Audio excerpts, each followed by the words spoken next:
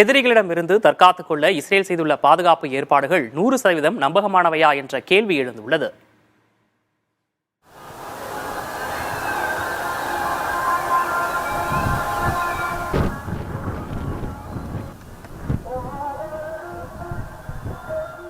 இருள் நிறைந்த வானில் ஒளி வெள்ளத்தை பாய்ச்சியபடி சரமாரியாக பாய்ந்து வரும் இவை ஏதோ தீபாவளி ராக்கெட்டுகள் அல்ல. கட்டடங்களை இடிக்கவும் உயிர்களை குடிக்கவும் பாய்ந்து வரும் நிஜ ஏவுகணைகள்.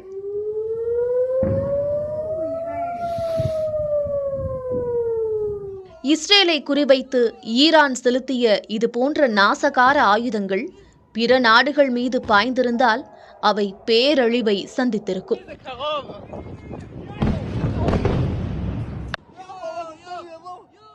ஆனால் இஸ்ரேல் தன்னை தற்காத்துக் கொள்ள ஏற்பாடு செய்திருந்த அயர்ன் டோம், டாவிட் ஸ்லிங், ஆரோ 2, ஆரோ தொழில்நுட்ப கட்டமைப்புகள் மிகப்பெரிய அளவில் கை கொடுத்தன.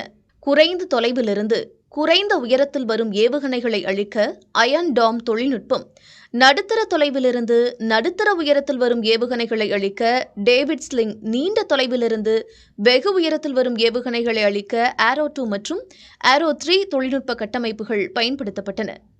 இதில் ஆரோ 2 மற்றும் ஆரோ 3 கட்டமைப்புகள் பூமிப்பந்திற்கு வெளியிலிருந்து வரும் தாக்குதல்களையும் தடுத்து அழிக்கும் திறன் மிக்கவை. இவைதான் தற்போது இஸ்ரேலுக்கு பெரிதும் கை கொடுத்தன.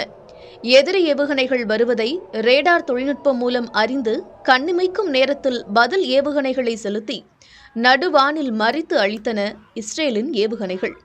ஆனாலும் வல்லவனுக்கு வல்லவன் வையகத்தில் உண்டு அல்லவா? இஸ்ரேலின் நவீன தொழில்நுட்பங்களை முறியடிக்க மாற்று யுக்திகளை வைத்திருந்தது ஈரான். ஈரானின் சில ஏவுகணைகள் இலக்கை தாக்கி சேதங்களை ஏற்படுத்தின.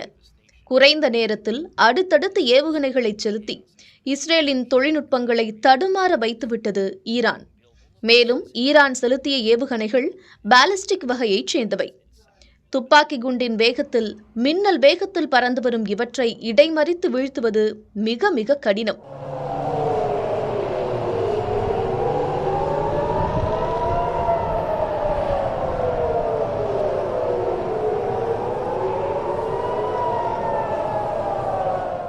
இதுபோன்றுதான் இஸ்ரேலின் உச்சகட்ட பாதுகாப்பு ஏற்பாடுகளையும் தாண்டி சில இடங்களில் அழிவுகளை ஏற்படுத்தியுள்ளன ஈரான் ஏவுகணைகள்.